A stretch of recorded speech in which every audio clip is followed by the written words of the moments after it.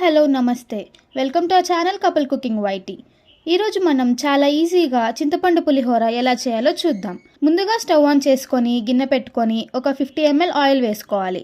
అందులో 1 tea spoon ఆవాలు, 1 tea spoon జీలకర్ర, 4 ఎండుమిర్చి వేసుకొని వేయించుకోవాలి.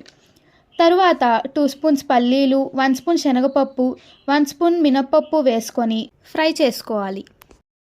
3 పచ్చిమిర్చి, కొంచెం కరివేపాకు, 1 టీ స్పూన్ పసుపు, చిటికెడు ఇంగువ వేసుకొని వేయించుకోవాలి. ఇవి వేగిన తరువాత 1/2 కప్ చింతపండు రసం వేసుకొని దగ్గర పడే వరకు ఉడికించుకోవాలి. తరువాత 2 స్పూన్స్ ఉప్పు వేసుకొని కలుపుకొని స్టవ్ ఆఫ్ చేసుకోండి.